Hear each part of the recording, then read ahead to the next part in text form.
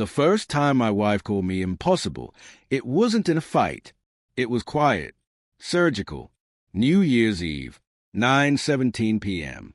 Kitchen lights too bright, the house too clean, and my coffee sitting untouched like I'd suddenly forgotten how to swallow.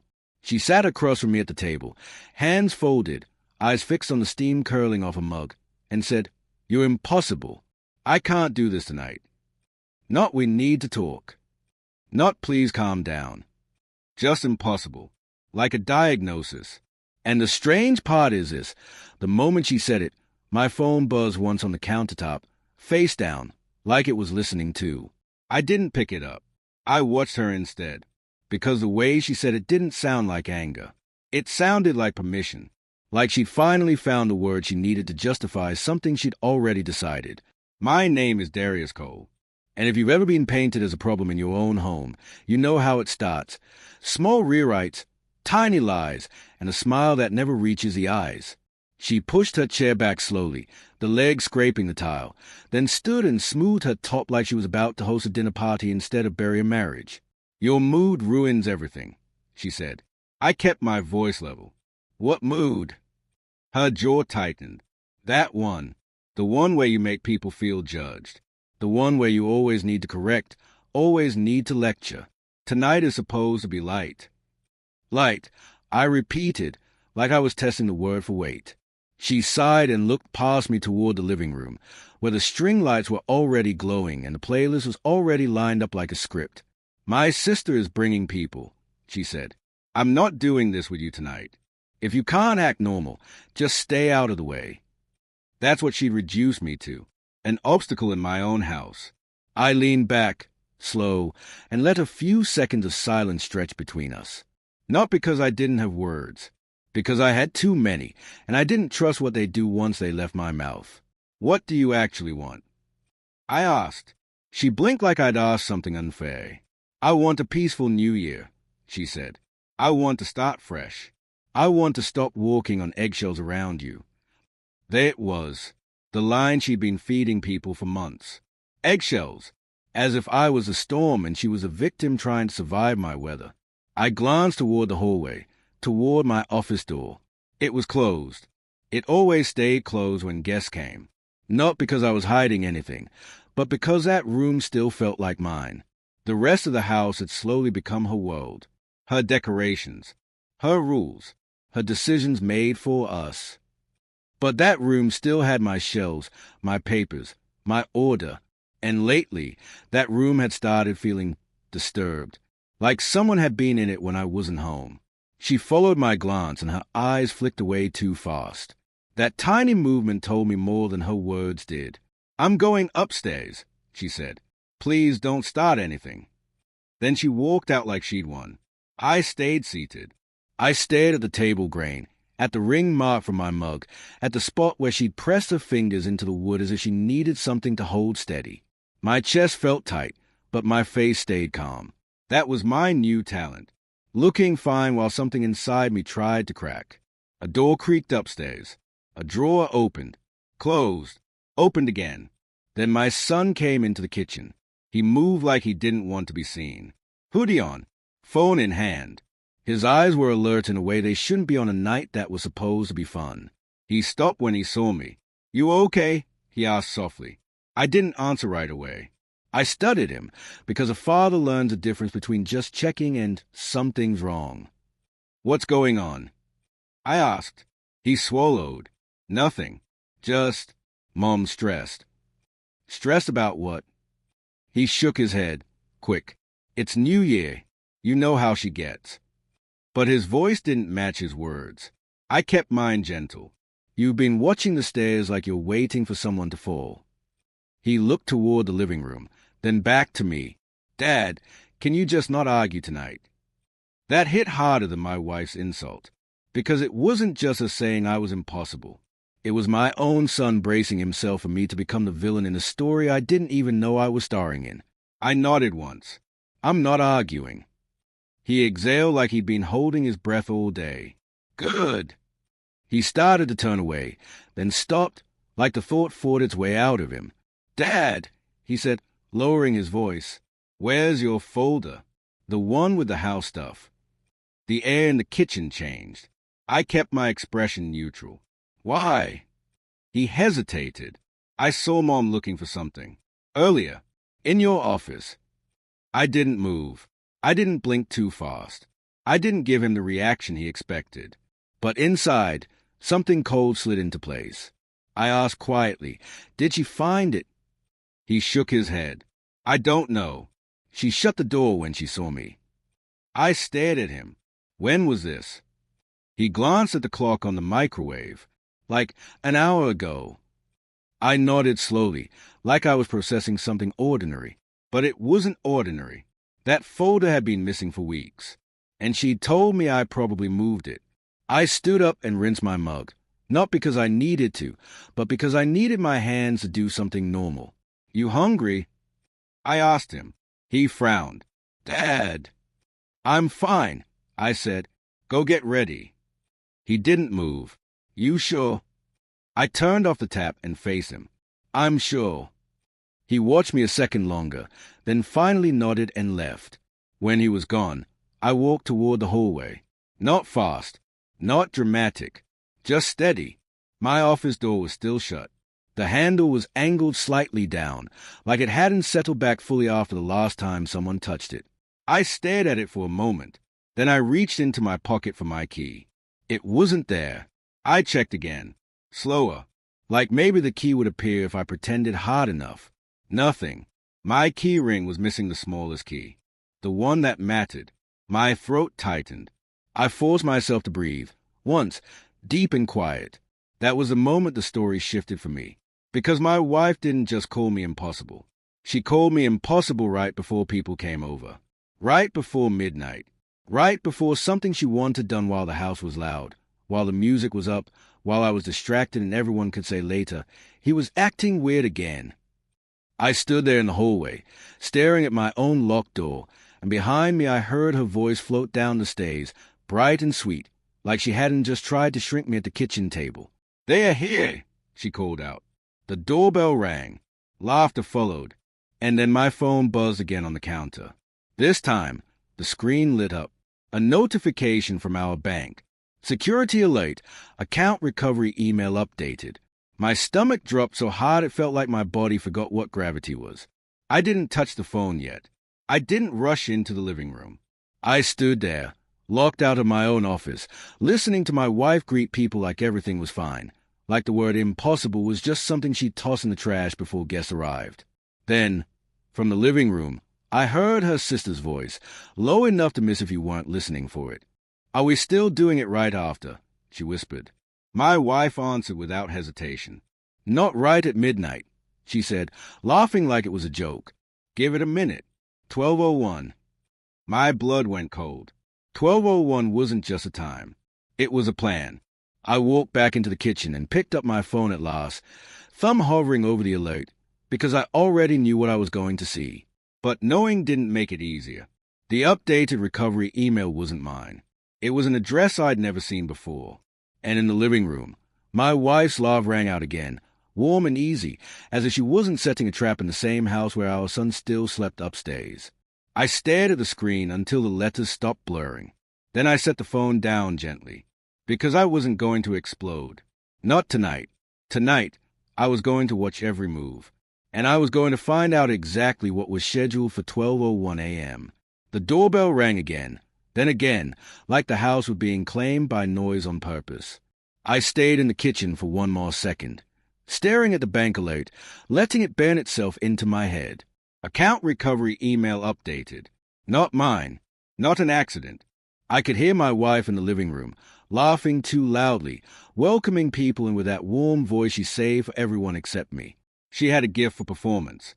She could turn a room into a stage and make you feel crazy for noticing the script. I slipped my phone into my pocket and walked in like nothing was wrong. Her sister was the first person I saw. She stood near the sofa, drink already in hand, eyes sharp and assessing. Next to her was her husband, the kind of man who smiled a lot but didn't say much. Behind them, two friends from the gym, and a cousin I barely knew but who acted like she'd lived in my house all year. My wife glided toward me and placed a hand lightly on my shoulder. The touch looked affectionate from a distance. Up close, it felt like pressure. "See," she said under her breath, smiling for the room. This is all I wanted. Normal. Normal. Like she hadn't just called me impossible 10 minutes ago. Like she hadn't just set a time, 12:01, like a trigger. I gave her a small nod and stepped away. Calm. Controlled. If I showed even a flicker, she'd use it. I moved through the room greeting people. Not too warm, not cold, just polite enough to avoid fueling her story. I could feel eyes on me every few seconds. Not everyone's, but hers and her sister's, like they were monitoring whether I'd explode on schedule. I didn't. Instead, I watched. I watched my wife's sister glance at the hallway twice in 5 minutes. I watched my wife angle her body to block my view whenever someone drifted toward the office door. I watched her laugh when nobody said anything funny, like she needed the sound to fill the space. The music started, a pop playlist with bright beats that didn't match the air in my chest. My son came downstairs about 20 minutes later, hoodie still on, phone in hand. He gave me a look, quick and worried, and then he went straight into the living room like he was walking into a test he didn't study for. My wife's smile expanded when she saw him. "There he is," she said brightly. "New year, new energy." He forced a smile. "Yeah, Happy New Year." She kissed his forehead like a loving mother, and then, right after, she shot me a glance like a warning, like she wanted me to see that she could be soft when she chose to be. My son drifted toward me when no one was looking. "Dad," he murmured, barely moving his lips. "She's acting weird." "I know," I whispered back. His eyes flicked toward the hallway. "Are you going to do something?" I looked at him steadily. "Not yet." That answer seemed to calm him and scare him at the same time. I excused myself and headed back to the kitchen, pretending I needed ice. I opened the freezer, reached in, grabbed a tray, and used the moment to check my phone without making it obvious. I didn't open the bank alert first. I opened the Notes app, my private notes, the one I'd started months ago when things began to feel off. I told myself I was being careful, not paranoid. There's a difference. It started small. Mail that arrived open when I hadn't touched it. A password suddenly not working. A casual comment from my wife that didn't match what I remembered doing. Then came the missing folder. Then the new email on the shared account. Then that message from her sister, the one I'd seen on the shared tablet weeks ago, when my wife forgot to lock the screen. Did you handle it? Almost. It wasn't proof, but it was a direction, a trail. I had screenshots. I had dates. I had times. I opened my calendar now and scrolled. Most of it was boring. Normal life. Work reminders. Dentist. A grocery list I forgot to delete. Then I saw something that didn't belong. A calendar entry that wasn't mine. No title. No notes. Just a time block. Tonight, 12:10 a.m. Location field blank. But the invitees section had one email address attached. The same email that just became the recovery email for our account. My fingers went cold as I stated it. So it wasn't random. It wasn't sloppy. It was planned. I placed the ice in a bowl, carried it back, and set it down in the living room with a smile that I didn't feel. Then I drifted toward the hallway again, careful not to look like I was headed anywhere. The office door was still shut. I passed it slowly, like it meant nothing, and my heart twisted when I saw it clearly under the hallway light. The lock was different. Not broken, but clean, like someone had swapped it. That's why my key was missing. That's why the handle felt wrong. My wife's voice carried from the living room. "Darius, come here. Tell them that story about your job." It was a trap dressed like a compliment. She wanted me in the center, wanted me talking, wanted me looking like I was lecturing so she could exchange looks with her guests. I stepped back into the room and shook my head lightly. Another time. My wife's smile tightened. Her sister's eyes narrowed. I kept my face calm and went to stand near the corner of the room, near the wall outlet in the lamp, where the light was dimmer. From there, I could see everything without looking like I was watching. And in that corner, I did the one thing my wife didn't expect. I stopped trying to fix it. I stopped trying to be understood. I just observed. The cousin brought up fresh starts, and my wife nodded too eagerly. One of the gym friends said, "This year, We're cutting off negativity, and my wife laughed like she'd been waiting for that line. Her sister leaned toward her and murmured something I didn't catch. My wife's eyes flicked to me, then away. Then, like the universe was cool enough to underline it, my phone buzzed again. I looked down. A second bank notification. Your two-factor authentication number was changed. I didn't react. I didn't gasp. I didn't swear. I breathed in slowly through my nose, then out through my mouth, just once, like I was smoothing a wrinkle, because now I knew. They weren't just planning a conversation. They were changing access. They were preparing for a move that required me to be confused, emotional, and late. And at the center of it was my wife's favorite weapon. Impossible. If I snapped, she could say, "See? That's why I had to do it." I looked across the room at her. She lifted her glass and smiled at me like we were fine. I smiled back, not because I was fine, because I was ready. And for the first time all night, I had a clear thought that cut through everything. If someone is building a story about you, they are doing it for a reason. The question is what they need that story to cover. I glanced toward the stairs. My son was watching me now, eyes wide. He looked like he wanted to come over, but didn't want to draw attention. I gave him the smallest shake of my head. Not now. He swallowed and looked away. The music kept playing. The room kept laughing. And the office door stayed shut, like it was hiding the answer. I slipped my phone back into my pocket and made a decision so quiet nobody could hear it. I wasn't going to confront my wife tonight. I was going to let her think her plan was working. Because whatever was scheduled after midnight, I wanted it to happen with me fully awake. And as I stood there, listening to the fake laughter bounce off the walls, I saw my wife's sister lift her phone and type one quick message. She didn't look at the screen long. She just sent it and smiled. My wife's phone buzzed in her hand. She glanced at it, and her eyes went straight to the hallway, straight to my office door, like it was calling her, like a countdown had already started. And I understood, with a calm that almost scared me, that I wasn't just being insulted tonight. I was being set up. By 11:10 p.m., the house had settled into that loud kind of cheer that feels forced if you're paying attention. Music up, glasses clinking, someone taking videos. My wife floating from group to group like the night was hers, like the home was hers, like the story was already written, and she was just waiting for the last page to turn. I stood near the edge of the living room, half in shadow, half in light, and I focused on details. The scent of perfume layered over food, the warmth from the heater, the glow of the string lights around the window, the way my wife's laughter came a second too late, like she was responding to cues. Her sister stayed close to her all night, whispering in short bursts, then stepping back with a satisfied look. My son stayed tense. He barely touched his drink. He didn't sit. He moved like someone who couldn't relax because he didn't trust the room. I caught his eye once. He gave me a tiny shake of his head, like he was saying, "This is getting worse." My wife moved toward me again, the way she'd done earlier. She slid beside me, smiling for everyone else, and spoke through her teeth. "Why are you acting like that?" she asked softly. "Like what?" I asked, same calm voice. "Like you're judging everyone," she said. "Like you're waiting for a reason to ruin it." There it was again, the setup, the accusation before the proof. I looked at her and kept my face neutral. "I'm standing here." "Exactly," she replied. "You're standing there like a statue, like you're above it." I almost laughed at how hard she was working. It wasn't enough for me to be quiet.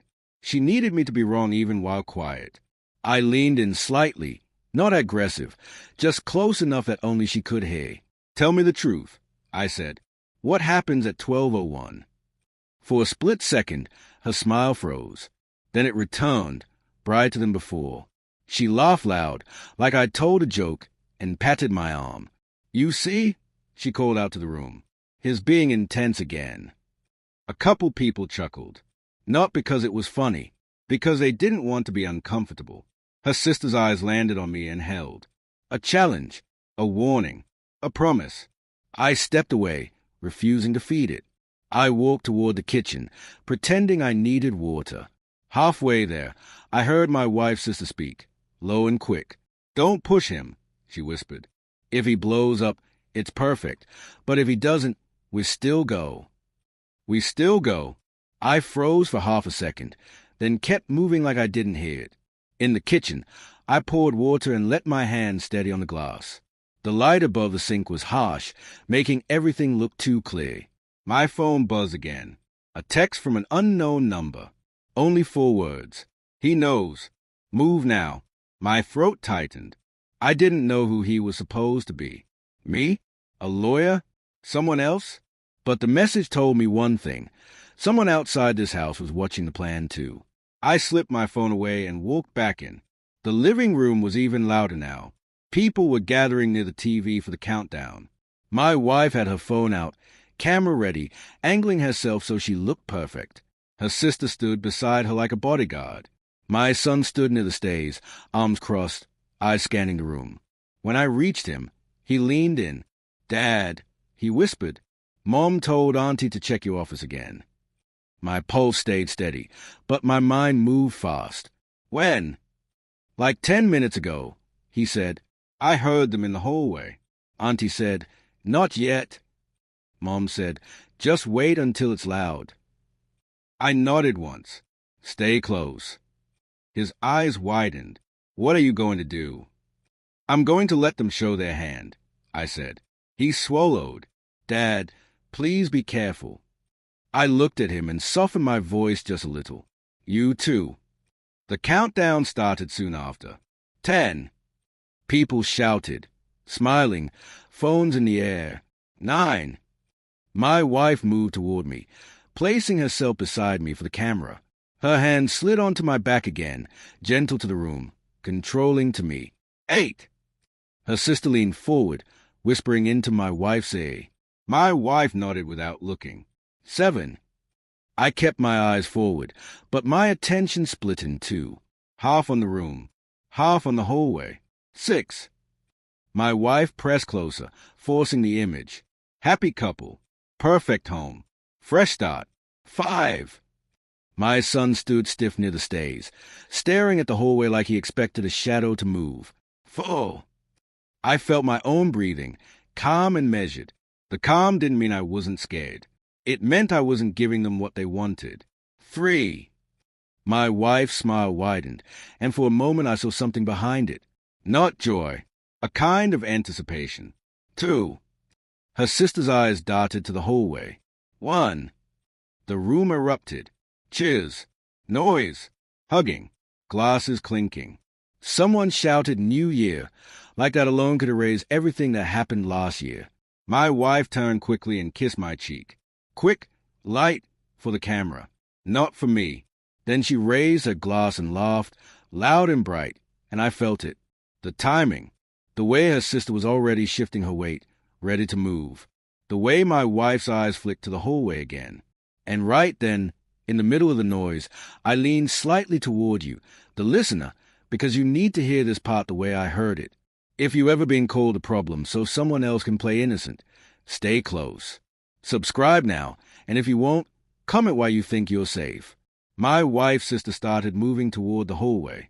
My son's eyes widened, and at exactly 12:01 a.m., my phone rang. It wasn't a message. It wasn't a bank alert. It was a call from my son, the same son who was standing 10 feet away. I stared at the screen like it couldn't be real. My son's face drained to color. He mouthed one word. "Upstairs." I answered without speaking, and my son's voice came through the phone, shaking. "Dad," he whispered, "don't turn around." "Dad," my son whispered again, "don't turn around." The cheering was still going on behind me. Somebody had started a loud song. People were laughing, hugging, filming. My wife's voice rose above it, all like she was hosting a celebration, not a setup. I stepped away from the crowd, slow and casual, phone pressed to my ear, eyes forward like I was just taking a normal call. My heart wasn't pounding the way you'd expect. It felt precise, like everything in me had sharpened to a point. "Where are you?" I asked quietly. "In your office," he said. My throat tightened. "How did you get in there?" "I found the spare key," he whispered. "Mom hid it behind the hallway picture frame. Dad, she gave onto the new key. I saw it. I stopped walking for half a second, then forced myself to keep moving so I didn't look suspicious. I turned into the kitchen, where the noise softened just enough for me to hear clearly. "What are you doing in there?" I asked. His breathing sounded thin. "I followed them. I heard Mom telling Auntie it had to be tonight. She said you're impossible, so nobody will question it if you react." The word landed like a weight in my stomach. "So it's a story," I said. "Yes," he whispered. "And Dad, it's worse than we thought." I gripped the edge of the counter with my free hand. "Tell me exactly what you see." There was a pause, and I heard paper shifting on the other end, like he was sorting through a stack. "On your desk," he whispered, "there's a folder. It's thick. It has copies of the deed, your ID, and forms." "What kind of forms?" "Property transfer," he said, voice cracking slightly. "And something that looks like refinance paperwork. Dad, your name is on it." My mouth went dry. "My real name or typed?" "Typed," he said. "But the signature lines, there are signatures already on some pages. They look like yours, but they don't."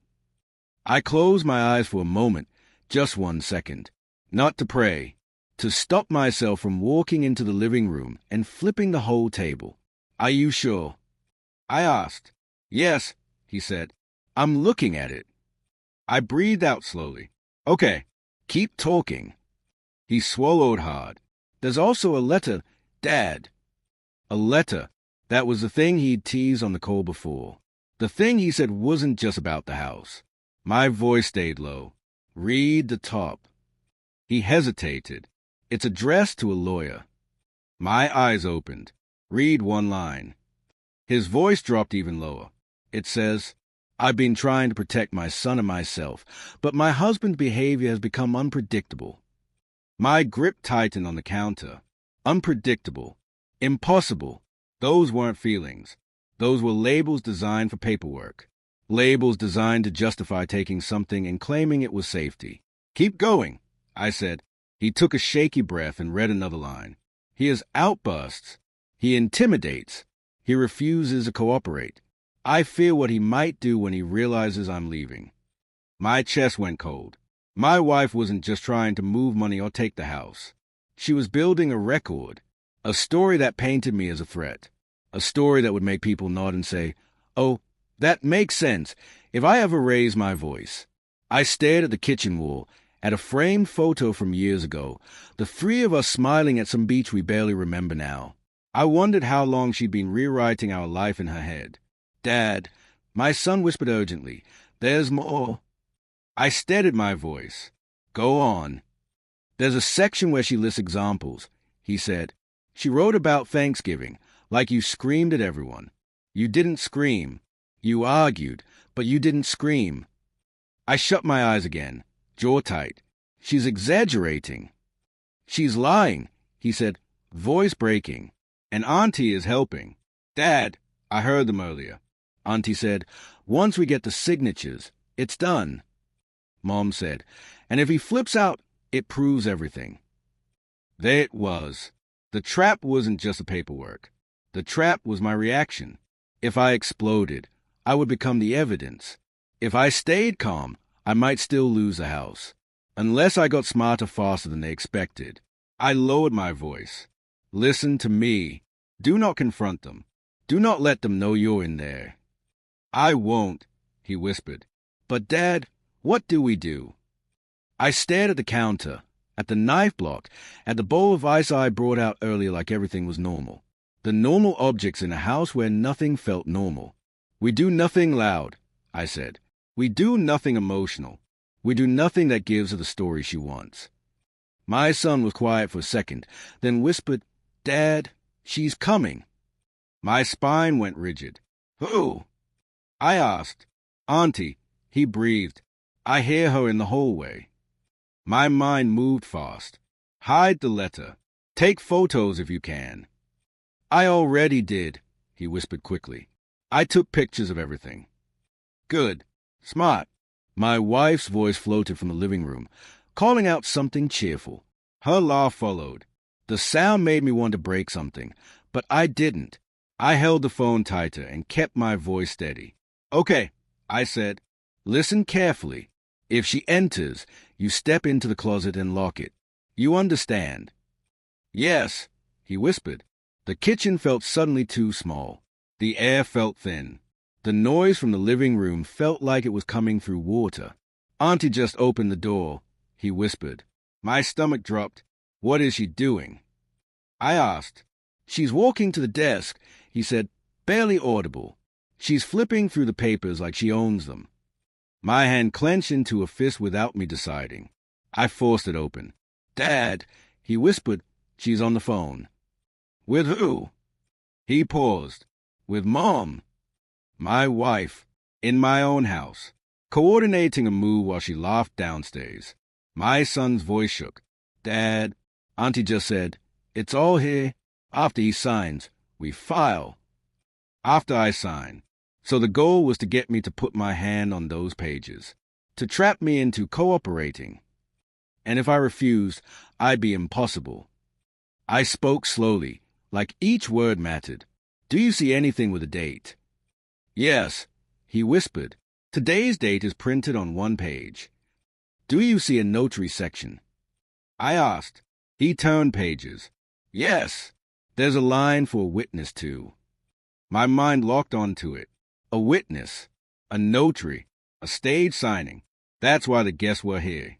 That's why the cousin I barely knew had opinions. That's why they wanted noise and distraction in a room full of people to later say. He agreed. A celebration is camouflage.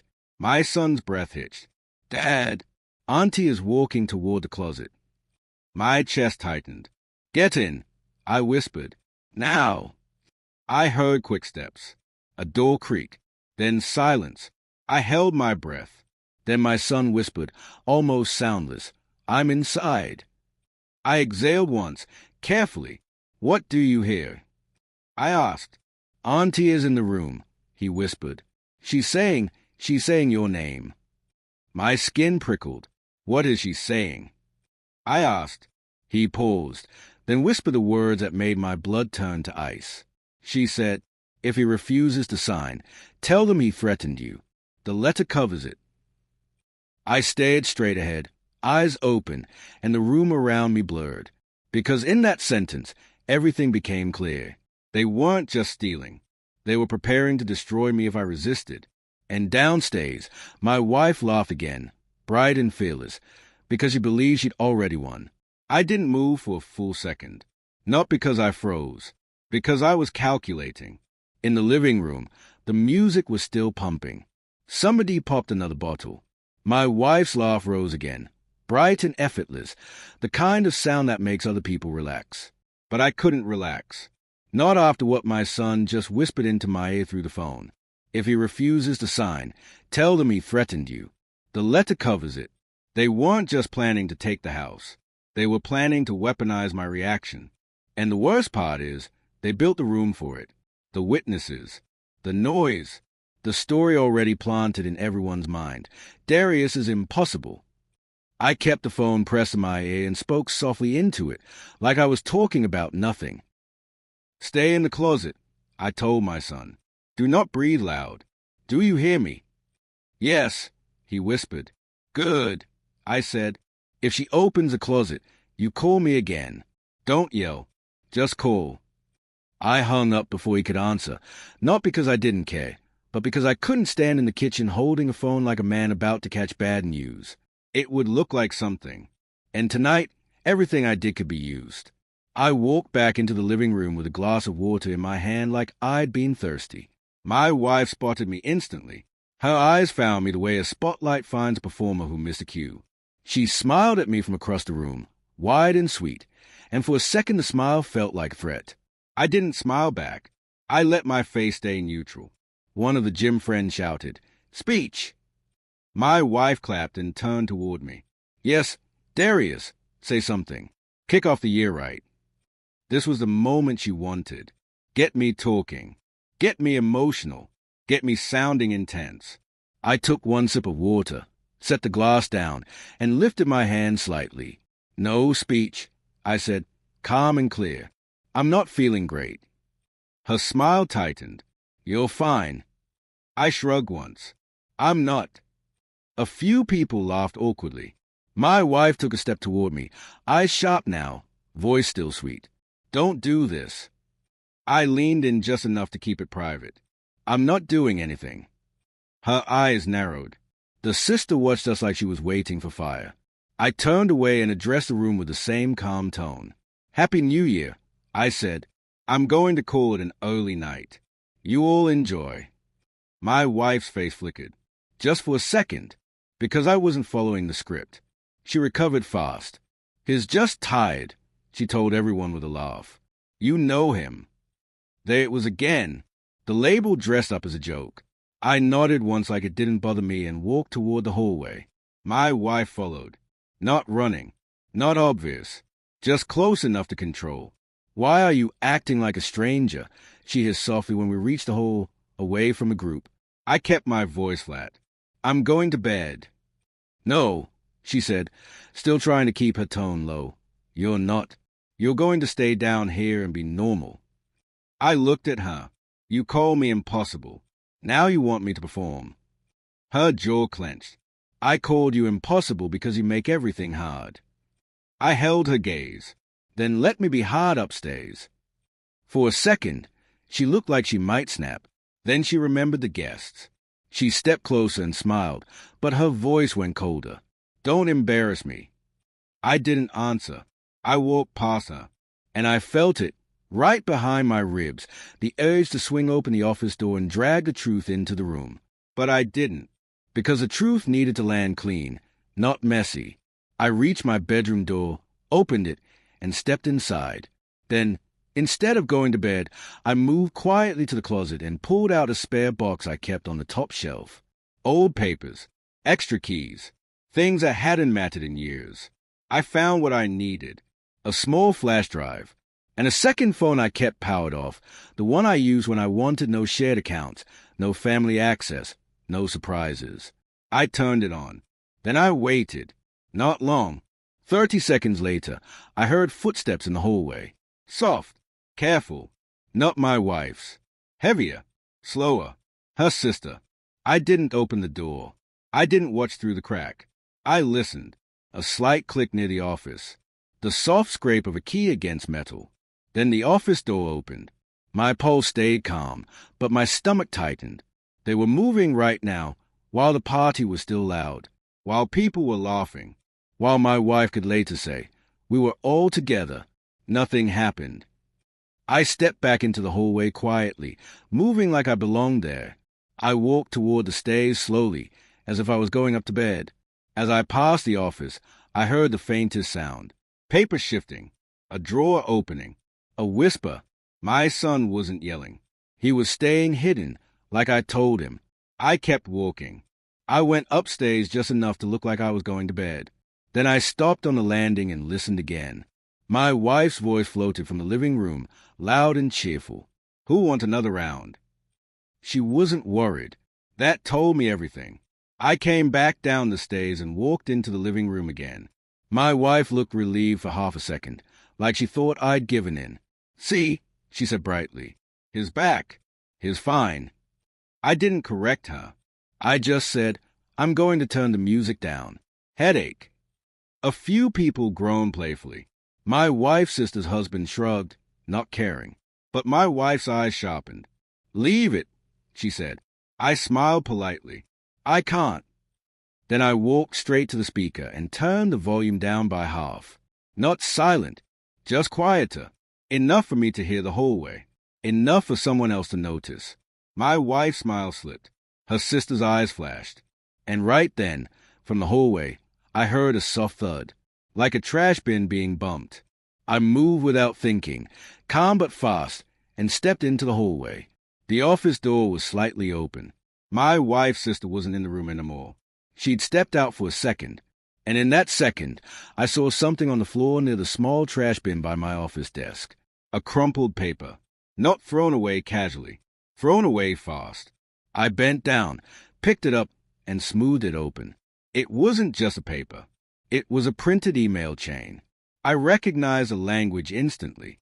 Legal phrases, timeline, terms like execution, witness, and contingency. My wife's sister stepped back into the office and stopped dead when she saw me holding it. Her face didn't change much, but her eyes did. They hardened. "You shouldn't be in here," she said softly. I held the paper up slightly. Funny, I was about to say the same. She took a step closer. "Give me that." I didn't raise my voice. I didn't flinch. I smiled. Just a little. "No," I said. That single word hung in the air. And then, from behind her, I heard the closet door inside my office shift slightly. My son, still hidden, still trying not to breathe. Her sister turned her head toward the closet. I saw her eyes narrow. I moved before she could. I stepped into the office, angled my body between her and that closet door, and spoke in the calmest voice I'd used all night. "Party's over," I said. Her mouth opened in shock. "Excuse me."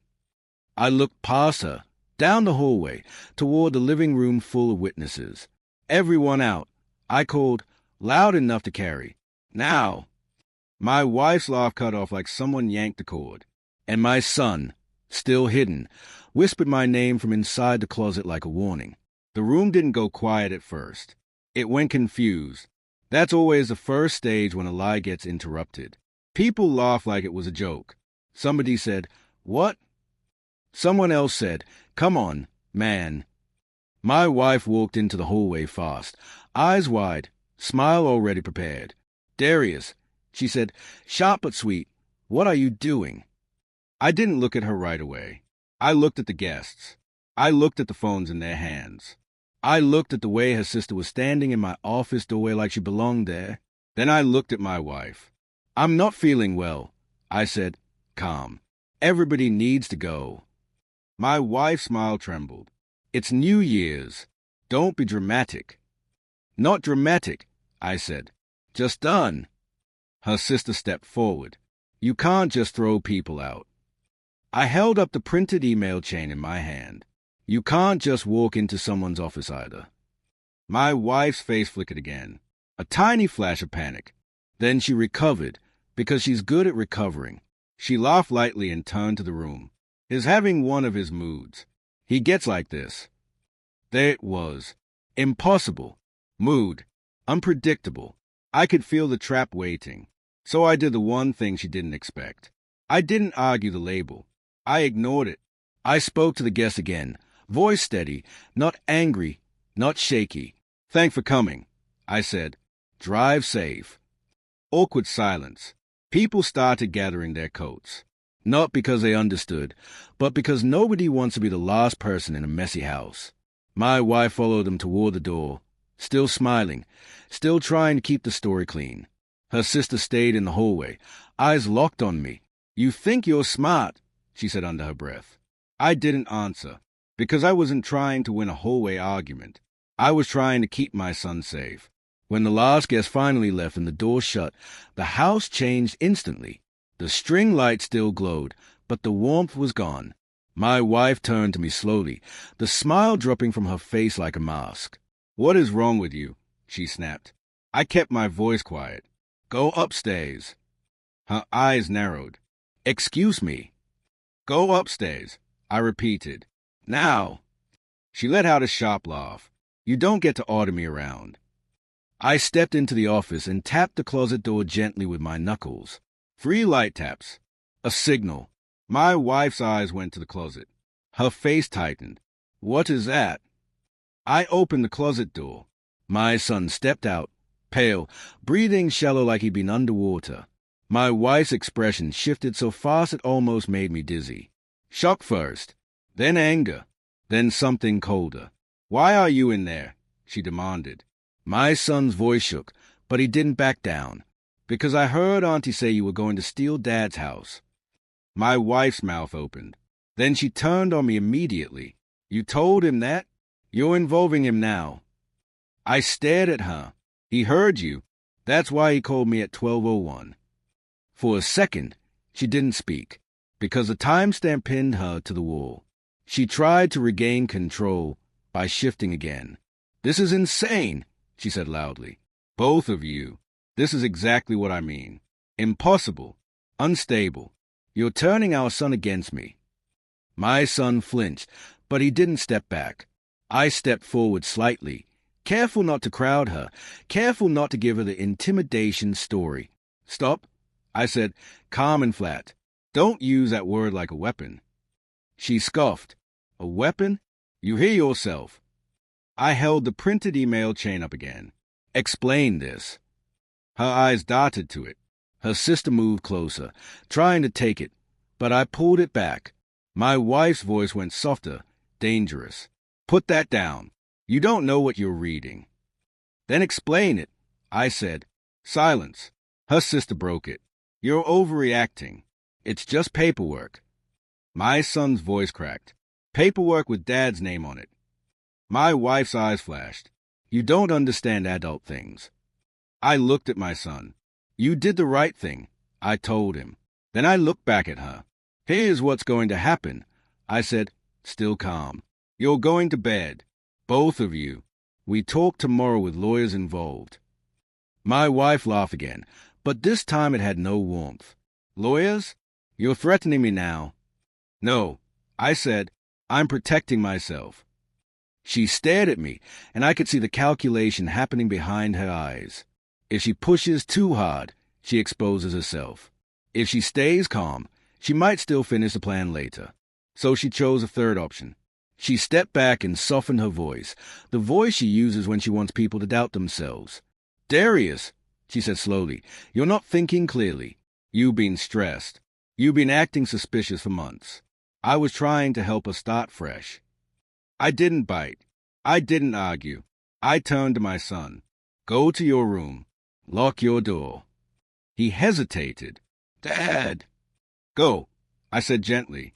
He nodded and left. Footsteps quick up the stairs. Now it was just me, my wife, and her sister in my office. And the air felt like a courtroom without a judge. Her sister leaned in, voice low. You don't know who you're messing with. I smiled slightly, not because it was funny, but because the threat confirmed what I already suspected. This wasn't just family drama. There was someone else. Somebody outside the house. Somebody who benefited. I held up my second phone and clicked the screen on. Good, I said quietly, because I've been documenting everything. My wife's eyes widened just a fraction. Her sister's face tightened. And in that tiny shift, I felt the power move. Not loud, not dramatic, just real. That night, after they finally went upstairs, I didn't sleep. I sat at my desk with the door locked, the printed email chain spread out, my screenshots pulled up, and my notes open like a timeline. I made copies of everything. I saved it in 3 places. Flash drive, encrypted folder, email to a trusted address my wife didn't know existed. Then I made one phone call to someone I trusted, someone who owed me nothing but honesty, a friend from work named Kofi Mensah. He answered groggy. Darius. I need a favor, I said. His voice sharpened instantly. What's going on? I need to know what I'm looking at, I said, and I need a lawyer who doesn't play games. There was a pause. Then Kofi said, send me what you have. I will, I said. Tonight. I forwarded the documents. I sent the screenshots. I included the 12:01 call log. Then I sat back in my chair and stared at the office door, because now that I'd interrupted their plan, they'd adjust it, and if they were willing to accuse me of threats, they'd be willing to go further. I checked my bank again. More changes. Small ones, like someone was testing the lock. I changed passwords again. I froze accounts temporarily. I set alerts on everything. Then I did something I hadn't done in months. I let myself feel the anger. Not explosive. Focused. Clean. Because I wasn't going to lose my home and my name to a story. And I wasn't going to let my son grow up thinking silence is safety. At 4:12 a.m., my phone buzzed again. A message from that same unknown number. You stopped the signing. Plan B starts today. I stared at the screen until my eyes burned. Then I typed back 2 words. Try me. Morning didn't feel like morning. It felt like a stage reset. The house was quieter than usual, but it wasn't peaceful. It was a kind of quiet where every sound carries weight. A cupboard closing. A step on the stairs. The click of a phone screen. My wife came down first, dressed like she was going somewhere important. Hair neat, face calm. She didn't look like a woman caught red-handed. She looked like a woman preparing a next move. She poured herself coffee, didn't offer me any, and spoke without turning around. "I don't know what you think you accomplished last night," she said. I sat at the table, posture relaxed, voice even. "I stopped a theft." She finally toned. "Theft," she repeated with a scoff. "You hear yourself? This is why people can't talk to you." I didn't argue.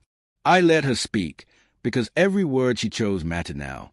Her eyes flicked briefly toward my phone on the table, then back to my face. She wanted something. A reaction. A confession. A raised voice. Instead, I asked, "Why was your sister in my office?" My wife smiled slightly. She went in there to look for a charger. It was almost insulting how clean the lie was. I nodded once. "And the property transfer paperwork." Her face froze for half a second. Then the softness came back, heavy with pity. "Darius, you've been paranoid. You've been spiraling." "Don't do that," I said quietly. She tilted her head. "Do what?" "Try to make me doubt what's real," I said. Her lips pressed together. "I'm not doing anything." "You are." She lifted her phone and set it on the counter face up, like she wanted me to see it, like she wanted me to notice it could record. Then she said, too calmly, "Maybe we need to talk to someone, a professional, because you scared me last night." There, that was a move. Build a record. I leaned back in my chair, slow. I didn't raise my voice. "You didn't have to," she said. "You have a way of looming." I almost laughed. Looming. In my own house. Sitting at my own table. She took a sip of coffee and watched me over the rim. "Do you want a fresh start?" she asked. "What does that mean?" I asked. "It means we sign some papers," she said smoothly. "We simplify things. We stop fighting about money. We stop making everything hard." And there it was. She wasn't backing off. She was coming again, just dressed differently. I stood up and walked to the sink, not because I needed water, but because I didn't want to sit under her gaze. "I'm not signing anything," I said. Her smile slipped. "See? Impossible." The word snapped through the air like a whip. I turned slowly. "Stop calling me that." She stepped closer. "What should I call you, then? Unreasonable? Controlling? Dangerous?" That last word was deliberate. Dangerous. She wanted it on record. I looked at her, voice low. "You want me to explode so you can point and say, 'See'?" Her eyes widened, then narrowed. "You're imagining things again." I reached into my pocket, pulled out my second phone, and placed it on the table gently. "I save everything," I said. "The emails, the bank alerts, the screenshots, the 1201 call." Her face changed. "Not much, but enough." She laughed too fast. "You think screenshots prove something?" "They prove you changed account access," I said. "They prove the schedule. They prove your sister was in my office." She stared at the phone for a long moment, then leaned back like she'd made a decision. "Fine," she said. "Then let's do this properly." She pulled her own phone up and tapped the screen. "I'm calling someone," she said. I didn't stop her, because I wanted to know who she called. She turned away slightly, lowering her voice. "It's me. He's awake. He's acting calm, but I don't trust it." A pause. Then she said, "No, not now. Later today. We need him to sign, or we need a reason he won't." My stomach tightened. She ended the call and looked at me like she'd won. "Someone will be here later," she said, "to help us sort this out." I nodded. "Good." Her brows furrowed. "Good." "Yes," I said. "I want witnesses. The right kind." She didn't respond to that. She walked out of the kitchen, heels clicking lightly, and I heard her go upstairs. A minute later, my son came down quietly. His eyes were tired. His voice was low. "Dad, she's acting normal," he whispered. "That's when she's most dangerous," I said. He swallowed. "What do we do?" I looked at him carefully. You stay close to me today. You don't go anywhere alone with his sister. You don't sign anything. You don't agree to anything. He nodded quickly. Okay. Then his phone buzzed. He checked it, and his face drained again. What? I asked. He showed me the screen. A text from his aunt. Don't interfere again. You don't want consequences. I stared at the message, then at my son. They're threatening you, I said quietly. His voice shook. Dad, what kind of people are we dealing with? I didn't answer immediately because the truth tasted bitter. We're dealing with people who think they can erase someone, I said, and we're not letting them. My phone buzzed. A bank message. Your account details were updated. Again, I opened it and felt the cold spread through my chest. They were still trying, still poking at the locks, still moving. I stood up, calm but firm. Get your shoes. My son blinked. Where are we going? To someone who will document everything, I said, and then to someone who will end it. He nodded and moved fast. As we headed for the door, my wife came down the stairs and stopped. Where are you going? She asked, too casually. I looked at her. Out. Her eyes narrowed. With him? Yes. She stepped forward. You can't just take him. I didn't argue. I didn't raise my voice. I leaned in slightly, just enough for her to hear me clearly. What's your next move? I said softly. Because I'm done being your story. Her lips parted like she wanted to shout. Instead, she smiled. That same performance smile. You're threatening me, she said loudly, turning her head slightly like she wanted the neighbors to hear through the walls. My son stiffened. I stayed calm, and I spoke to my son, not her. Remember, I said quietly, this is what she wants. Then I looked back at her and said, if you're so scared, call the police. Her smile flickered. She didn't move, because calling the police would invite questions she couldn't control. We walked out, and as the cold air hit my face, I felt something shift inside me. Not relief. Resolve. If you've ever been blamed so someone else can steal quietly, you already know how this ends.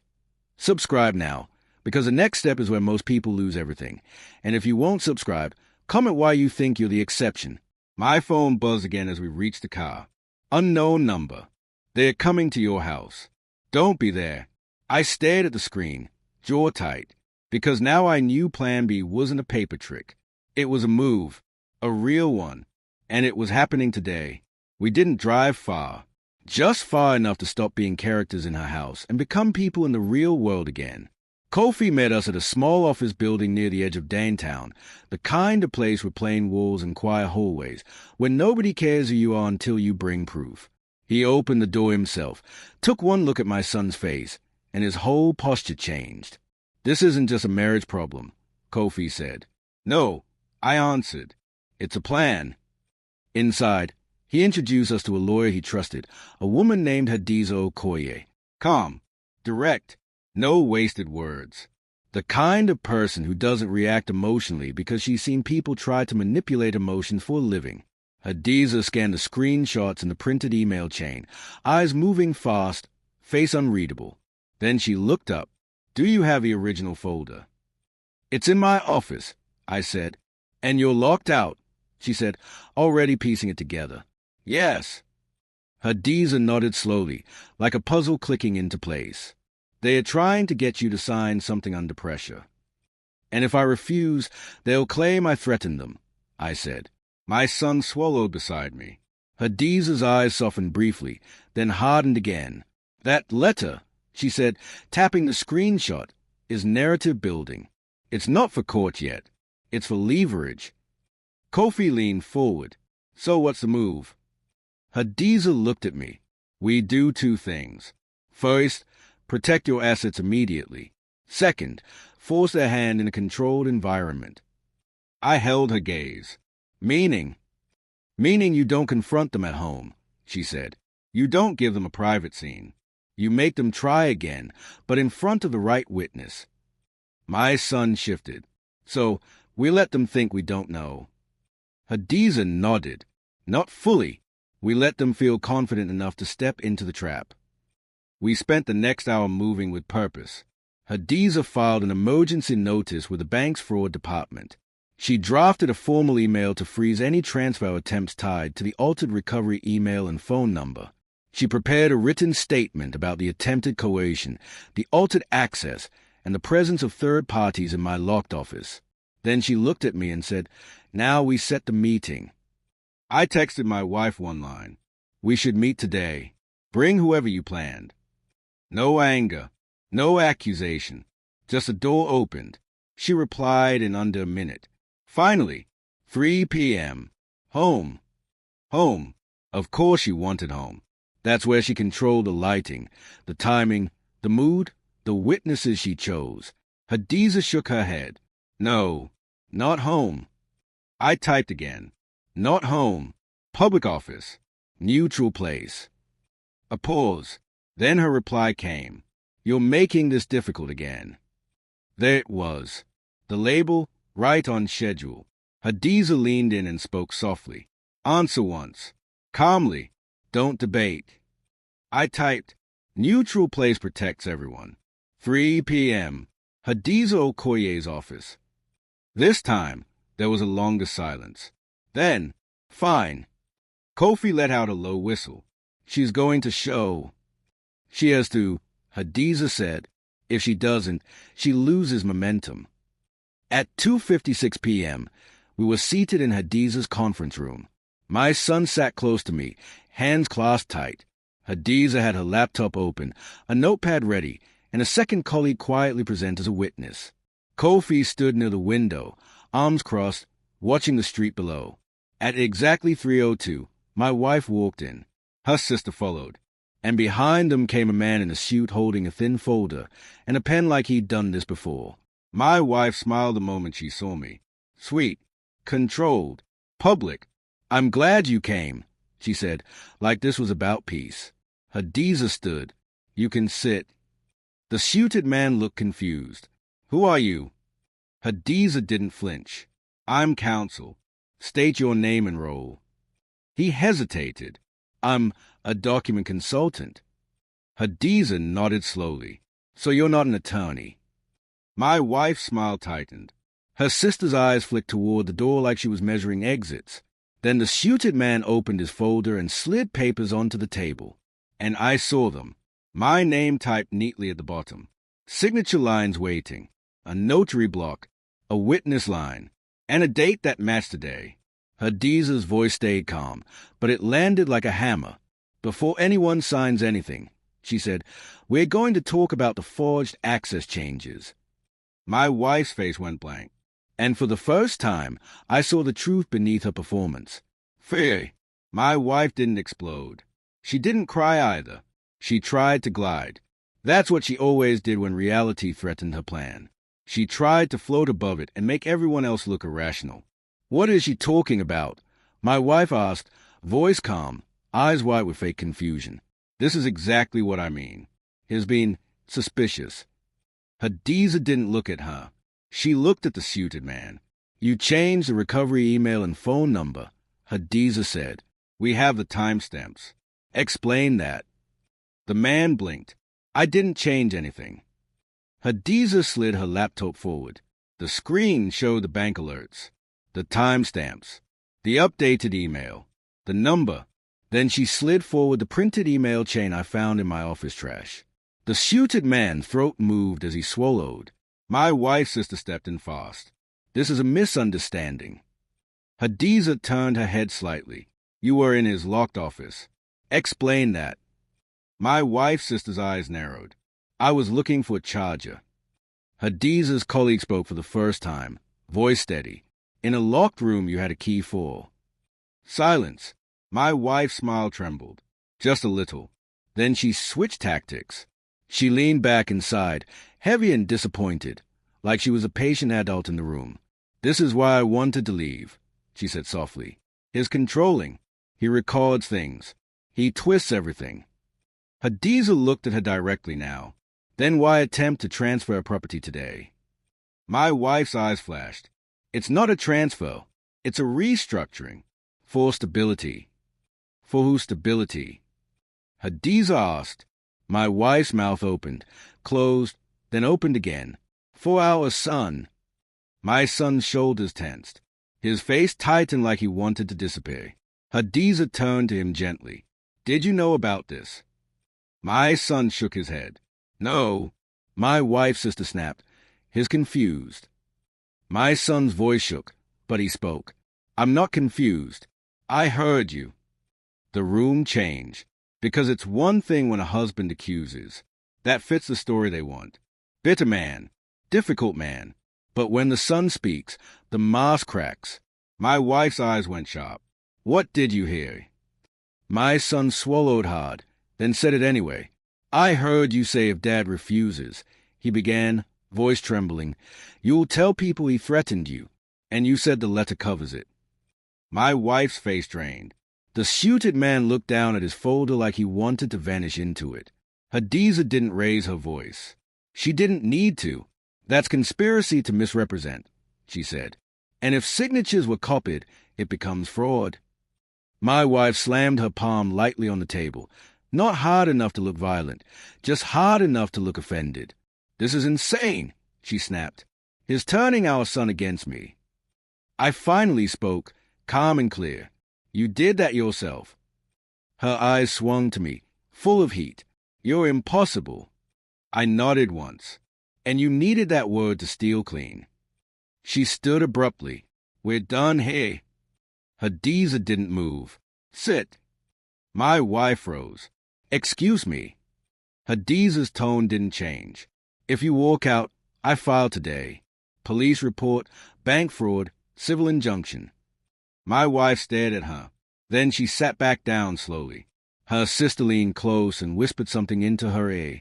My wife's hand trembled as she reached for her phone. Hadiza's colleague said, Please don't call anyone. Not right now. My wife looked up, eyes wet now, but not with regret, with panic. And then, like the final nail, Hadiza slid a single document across the table. A copy of the letter, the one describing me as unpredictable. Hadiza tapped the section where my wife listed examples that never happened. This, Hadiza said, is defamation in writing. My wife's breath hitched. Her sister's face hardened like stone. And the suited man quietly gathered his pen, as if he'd suddenly remembered he had another life. Hadiza looked at me. Do you want to proceed? I stared at my wife for a long moment. Not angry, not begging, just seeing her clearly. Yes, I said. Proceed. The hardest part wasn't watching my wife lose control. The hardest part was realizing how long she'd been willing to let me drown if it helped her look clean. Hadiza moved fast after that meeting. Bank fraud reports. A formal notice sent to freeze any transfer attempts. A written statement filed about coercion and an authorized access changes. She didn't promise instant justice, because real justice takes time. But she did promise one thing. They can't move quietly anymore, she told me. That night, my wife didn't come home. Not at first. Her sister sent a message instead. One line, sharp and arrogant. You'll regret humiliating her. I didn't reply. I was done negotiating with threats. My son sat with me in the living room. Lights off, the house finally quiet again. The same quiet that had felt lonely on New Year's Eve now felt like protection. He stared at the floor for a long time before speaking. Dad, he said softly, I didn't know she could do that. I swallowed the tightness in my throat. Neither did I. He looked up, eyes red. Is it my fault? Because I asked you not to argue.